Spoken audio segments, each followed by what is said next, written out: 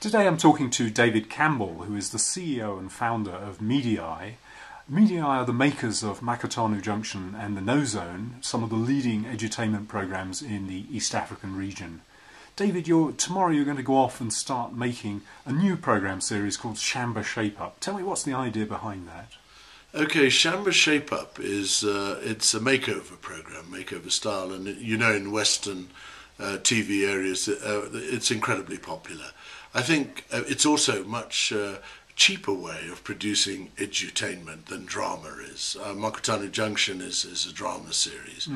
But one of the key things we found out from our other programs and from the research that we've been doing is that we've got a huge rural TV audience. 70% of Makotanu's audience is actually rural, and that's very exciting. So we want to now try and engage directly with them, and of course their primary source of income is agriculture. And what's a shamba? A shamba is a small farm. Yeah. We will go onto these small farms.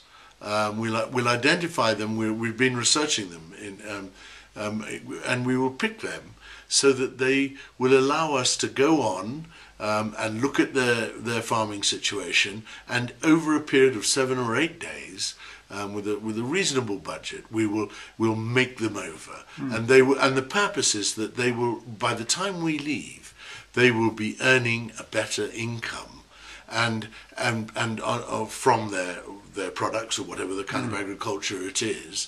The homestead will be safer and healthier, and they will have an understanding of financial literacy, so that they are actually banking the money, investing it and saving it for the future. That's the idea. And so we'll pick the farm so that it's near a research station where we can take them and show them, or get the research chap to come down and explain to them what the new, and we've got commercial people coming on board as well. So we'll bring their experts, and if there's a pest like maize stalk borer or whatever it is, we'll be able to show on some farms the chemical process for doing it. On other farms where the income isn't so great, or it's unlikely they could afford the chemicals, we look at biological control methods and so on. So how was the program funded? Oh my gosh, it's not easy to get. I mean, it's a really good idea, but it's hard to get this funding in place. We started off about, I would say, 3 years ago, and we got some funding from Research into Use when it was initially started by DFID, and we made a pilot, and with that pilot we also did quite a bit of research. We researched it with other farmers, we researched it with research people or different organizations. Would they be interested to come on board? And then we bid into the African Entrepreneur Challenge Fund, AECF. And that's an interesting thing, because we've had to bid in to create a business which takes research into business. And that's exactly what we want to do. We want to take the innovations and research of the last 10. Some of the stuff goes way back, but people don't know about it. And so we're taking that, and we're funded over 3 series. We've managed to raise $800,000 for that. And our estimation to really do this properly is probably double that. It's probably around about $1.6 million to do 40 half-hour episodes. But this is proving the concept over time. This is proving the concept. The $800,000 from the African Entrepreneur Challenge Fund is, we're saying, okay, fund us heavily for the first one.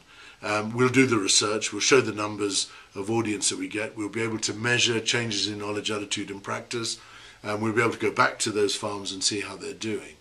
And with that, we'll be able to bring in more interested parties. It's been very difficult to get the research organisations, like ILRI, like the CIMIT, the maize people, all of these people behind it. They don't seem to be interested in actually talking to farmers. What we're trying to do is build a program that now runs for the next 10 series, if we can, and establishes a regular rural program which brings you all sorts of education and content in an entertaining format.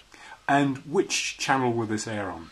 We're hoping it'll go on Citizen. I still have to make my deal with Washira Waruru, who I think will come on board. We may be able to, the commercial sector has jumped on board. And it's really interesting because usually it's difficult to get the commercial sector on board on this sort of thing. But we've got people like Syngenta, Coopers and other people very, very interested. And we hope that they will fund, if you like, sponsor the programme so that they will pay for some of the airtime. I'm very against what's happening very often in TV out here is where you have to pay for your TV to be prime time. What you should be prime time if your numbers are high. Yeah. So what we would do is go in at a certain point within the programming and gradually grow our number over these 3 series, and hopefully we will, by the end of that, be able to show from the research we've got big numbers. People really love this program. We're now going to roll out. We need a prime time, and you'll sell the advertising. Television's not the only thing, though, is it? You've got a multi-platform strategy with the Knowledge Zone.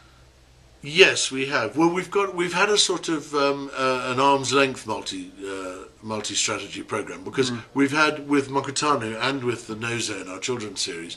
We ask at the end of every episode, if you want further information, SMS us, and we will send you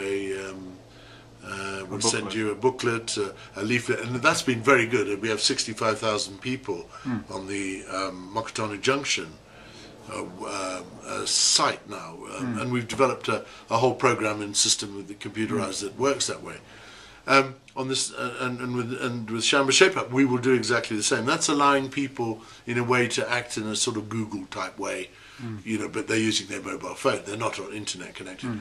But we have been planning for some time a thing called the African Knowledge Zone, where we have a platform, a database, in the simplest way of describing it, where we're going to put all the Makutano No Zone and especially Shamba Shape Up onto that.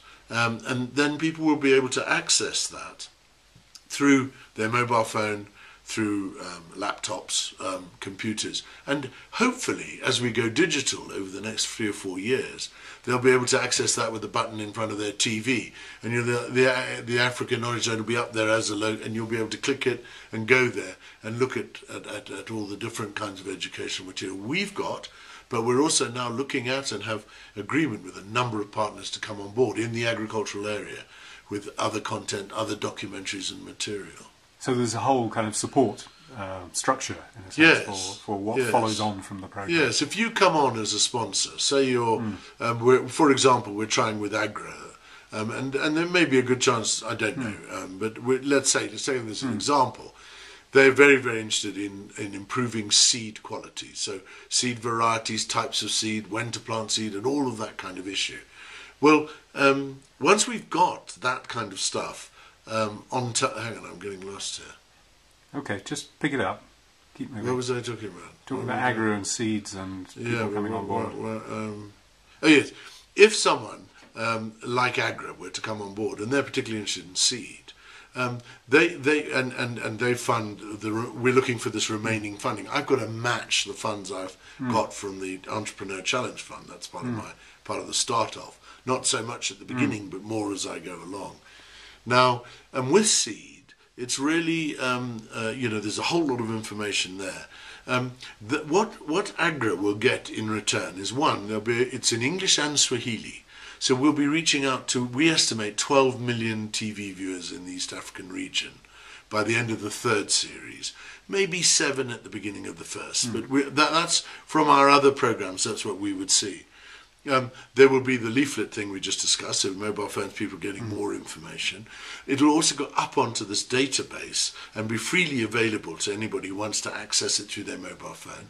Agra will also be able to use it on their internet platforms as short clips which show the progress that they're doing. Many of these agricultural organisations, research stations, they spend all of their funds, which they, in my opinion, should be using to communicate with farmers, communicating to each other and back to the donors. Well, you get that as a throw-in here, virtually, and a very high quality, low, produced by us. And all of this material can be used, and all of this will now go on to, hopefully, onto a channel. We're looking at a citizen running Shamba Shape Up, but we're also looking at citizen or maybe another, we're also talking to satellite stations and other people, that will run a little 1-hour program once a week saying what's new up on the channel. What we have as an advantage above everyone else in a way is we've got Makutano and its 7 million audience in Kenya. We will see in the drama somebody using this and going onto the database and getting information that's useful. Same with the No Zone, the children's series. We'll show kids on that series how to go there and find, how to do long division. We'll have 20 or 30 clips. We've got our clips that we've got there, but we'll access through YouTube the other clips as well. And then the same with Shamba Shape Up. You'll be able to go there and look up biological control of maize stalk borer, and we will access what else is on YouTube on control of maize stalk borer and from our partners, and we'll put it all there, so you've got a one-stop shop. David, thanks for talking to me today.